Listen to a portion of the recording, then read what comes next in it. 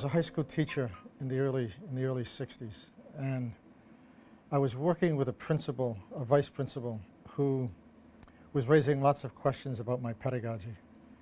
And I had been putting students in circles and sort of defying what was then a very regimented, sort of militaristic, kind of utterly barren and sterile form of approach to teaching. And he didn't like it.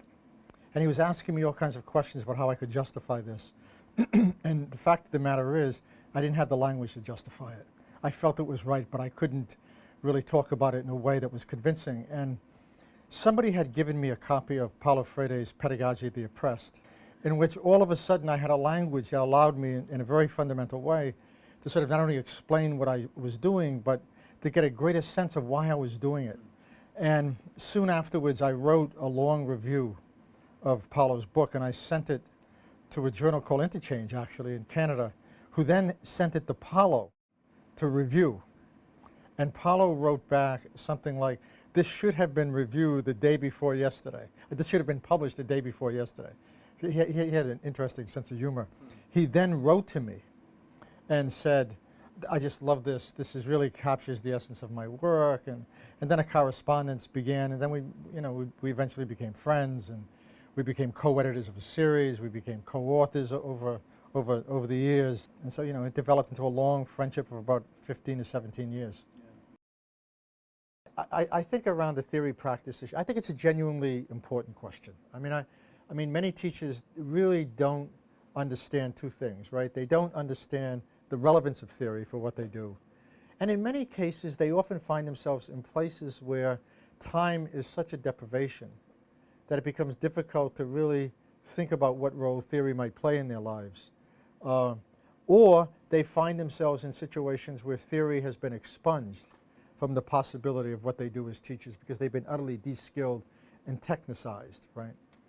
So I think that we have to begin with that qualification. I mean, I think the second issue is you should never engage in a practice for which you're not reflective about that practice. Yes.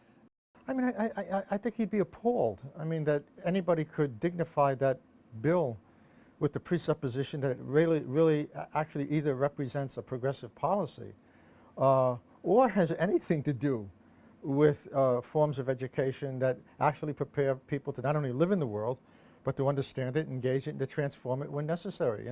I mean, this is a bill that not only makes testing the modus operandi of schooling.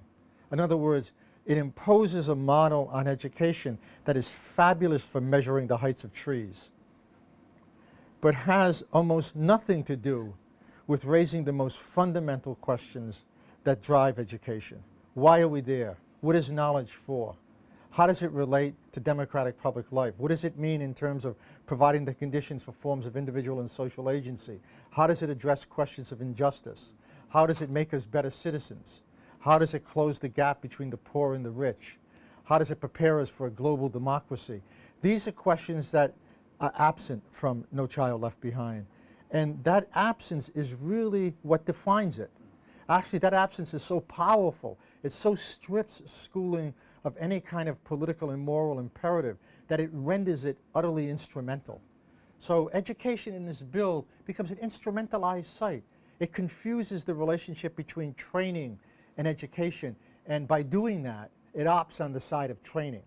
But it does more, and I have to say this, it does more in that this is a bill that, for instance, gives the military the right to monitor schools and to get lists that would allow them to, in a sense, engage in recruiting policies for what I consider to be, at this point in history, an unjust war.